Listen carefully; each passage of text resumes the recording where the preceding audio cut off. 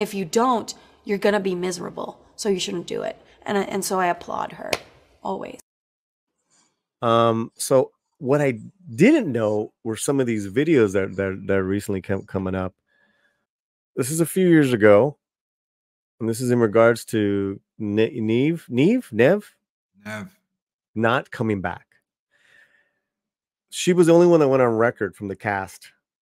It's very brave, and I think it's so important. And like I said earlier, this job requires so much of us.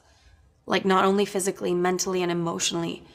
It just is giving yourself over to a job for an extended period of time, and you need to feel like it's worth it. And a part of it is, are you getting compensated fairly for what you think you're putting into the work? And if you don't, you're gonna be miserable. So you shouldn't do it. And so I applaud her always. All right, what do you guys think? I would say the same thing I'd say about anybody here. If you don't find happiness in what you do, you shouldn't be doing it.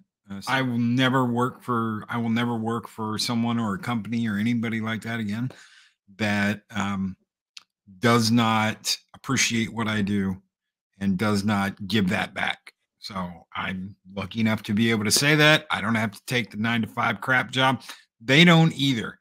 So if you aren't being appreciated and you aren't loving what you're doing, find something that you would love, doing. If that means going back to school, get your ass back to school. If it means going and taking acting classes because you wanna be a part of, stage plays or Hollywood, go and do that shit. You only live once. Roll the dice. So, yeah. Sadly, actors think that their jobs are as important as fucking doctors and nurses and shit like that. Sometimes that's the problem. It's like, you're playing pretend. What is Neve Campbell really doing right now?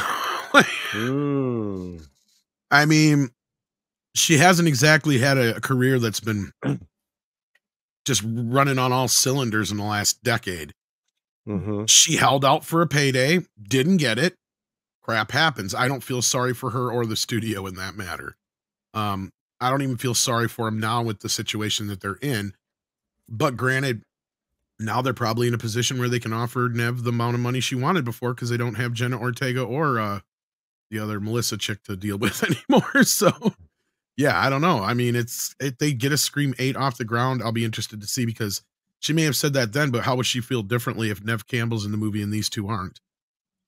Part of me is like, yeah, she's kind of with the franchise, but at the same time, she's got to look at her.